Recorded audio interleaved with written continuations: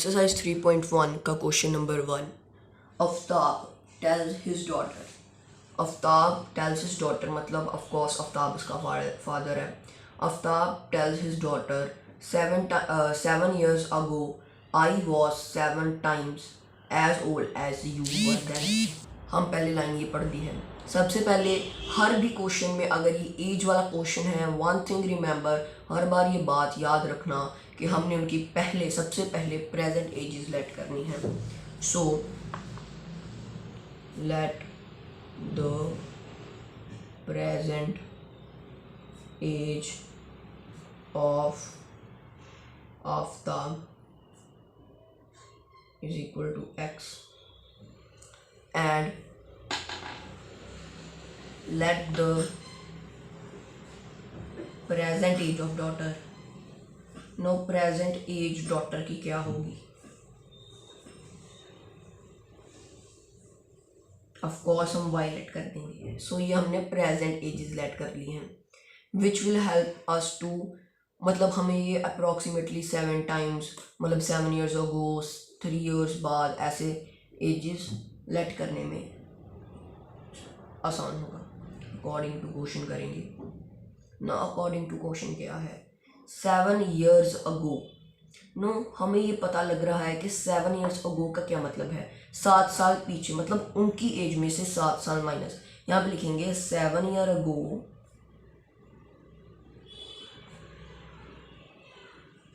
Aftab's age x -7, उसकी as में से 7 माइनस हो जाएगा और डॉटर्स एज हो जाएगी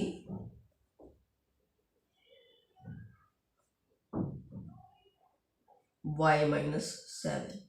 नो उसने कहा है अकॉर्डिंग टू क्वेश्चन से कि 7 साल पहले उसकी इतनी थी और इसकी इतनी थी। 7 years ago I was 7 times as old as you। कि जो आफ्ताब था वो 7 साल पहले उस अपनी डॉटर के 7 गुना एज थी उसकी। सो हम यहाँ पे लिखेंगे कि x -7 यानी कि Aftab age is equal to 7 times age of her daughter that is y -7।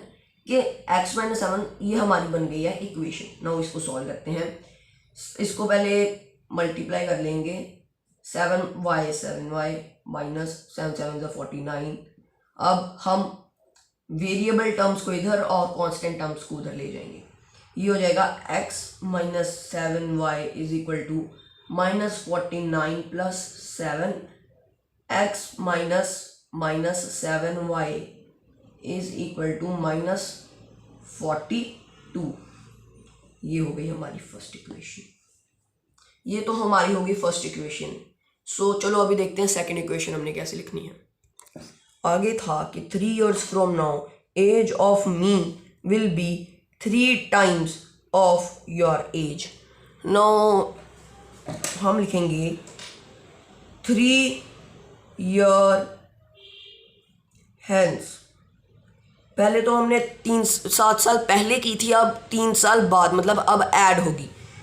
Present age of Aftab में 3 years ऐड हो जाएगी तो आफ्ताब की 3 साल बाद एज होगी x +3 और जो उसकी डॉटर्स होगी एज वो होगी, प्रेजेंट एज उसकी y थी और 3 years hence her age will be y +3। Now according to question उसने कहा है कि 3 साल बाद जो मेरी एज है ना वो तुम्हारी एज के 3 गुना, मतलब 3 age of daughter that is y +3। So the equation will be x +3 is equal to 3y +9। So variables इधर ले जाएंगे, कांस्टेंट इधर ले जाएंगे। So x -3y is equal to 9 - 3 x -3y is equal to 6। ये हो गई हमारी सेकेंड इक्वेशन। सो हमारे पास जो इक्वेशन आई हैं, द इक्वेशंस आर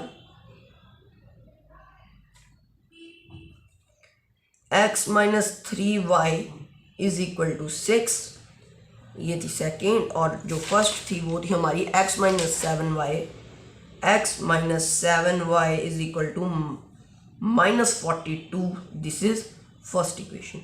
सो ये हमारा आधा सॉल्यूशन, आधा जो उन्होंने क्वेश्चन पूछा है प्रूव्ड एल्जेब्रिकली. सो एल्जेब्रिकली ये है इसका आंसर. हमने इसका एल्जेब्रिकली आंसर दे दिया. अब हमने इनका ग्राफिकली आंसर देना है. So now here we will write graphical representation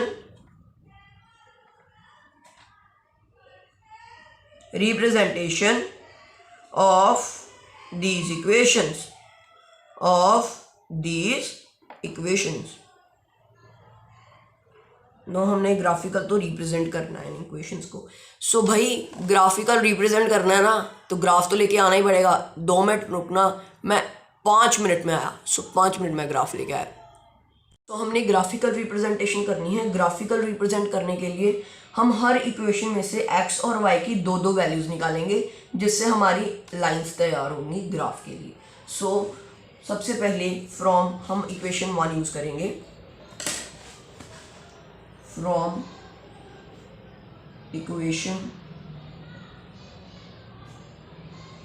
1 x minus 7y is equal to minus 42.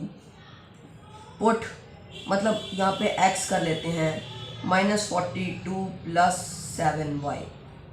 So y को कोई वैल्यू पुट कर लेते हैं, जैसे एफ वाई, देखो 7 का मल्टीपल ही आ रहा है ना. So put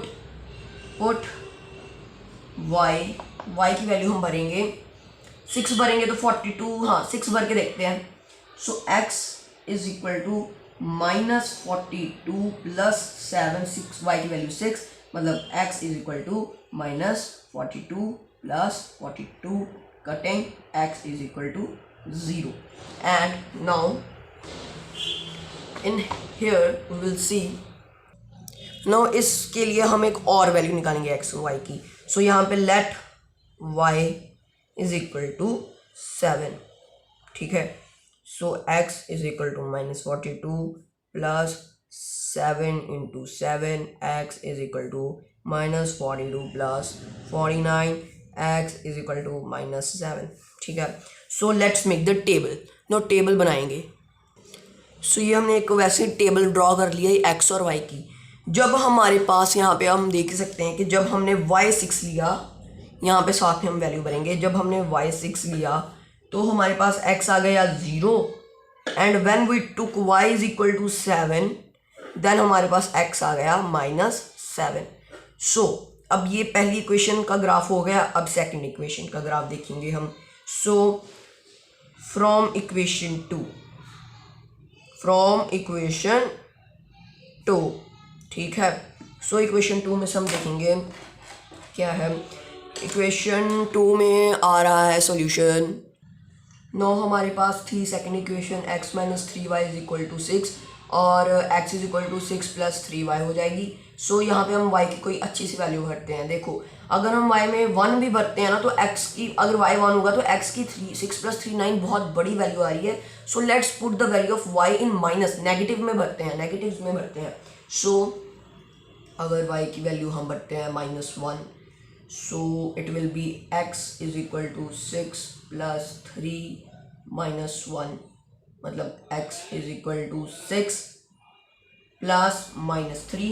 It means x is equal to 6 minus 3, x is equal to 3. Okay, so then again put the value 6 plus 3y. Let y is equal to -2. y अगर -2 भराएंगे तो आएगी x is equal to 6 plus 3 minus 2. x की आ जाएगी value 6 plus -6, x की value आ जाएगी 6 minus 6 is equal to 0. So let's make the table 1 2 3. So ये हमारा जो सेकंड इक्वेशन थी उसका हमने ये कर दिया है. So let's plot firstly the graph of equation 1. सो ये हमारे इक्वेशन 2 का ग्राफ है और ये हमारी इक्वेशन 1 का ग्राफ है. Let's plot the graph. सबसे पहले हम इक्वेशन 1 का ग्राफ प्लॉट करेंगे. सो इक्वेशन 1 में x 0 है, मतलब x तो पहले ही 0 हो गया और y है 6 की तरफ चलेंगे और ये हो गया ये पॉइंट, x 0 y 6, ठीक है। और x -7 है, x का जो ये है ये -7 और ये +7, ये आएगा यहाँ पर, ये x नहीं सॉरी 7 यहाँ पे आ रहा है ना, तो ये यहाँ पे आएगा, ये 7 इसका और वो उसका -7। सो लेट्स इरेज पहले कर लेते हैं इसको, ये वाले पॉइंट को इरेज कर लेते हैं। नो ये है वो 2 points. Now let's join these points using scale.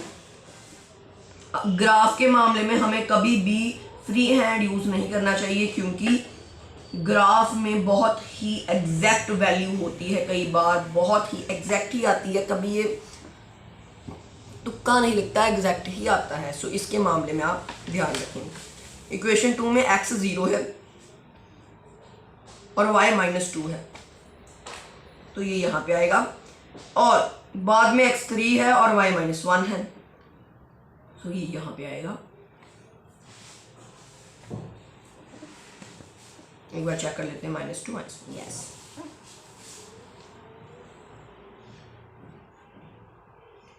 सो ये कुछ इस तरह बनेगी, गलत तो इसको इरेज कर लेते हैं, और ये ऐसे। सो दे विल इंटरसेक्ट, आगे जाके ये मे बी यहाँ पे इंटरसेक्ट हो जाए like this and this, so that doesn't matter, हमने बस रिप्रेजेंट करना था। एंड वन मोर थिंग, जिस इक्वेशंस को हमने रिप्रेजेंट किया उसका नाम लिख लेते हैं। ये इक्वेशन का नाम था, प्रीवियस में हम देख लेते हैं, एक इक्वेशन का नाम था x - 3y = 6, और दूसरी इक्वेशन का नाम था x - 7y = -42। हमने इसका कोई सॉल्यूशन नहीं निकालना, हमने इसका कुछ नहीं निकालना, क्योंकि उन्होंने हमें नहीं कहा था। सो ये था क्वेश्चन 1, एक्सरसाइज 3.1 का क्वेश्चन 1। क्वेश्चन 2 के लिए नेक्स्ट वीडियो देखिए। Thank you very much.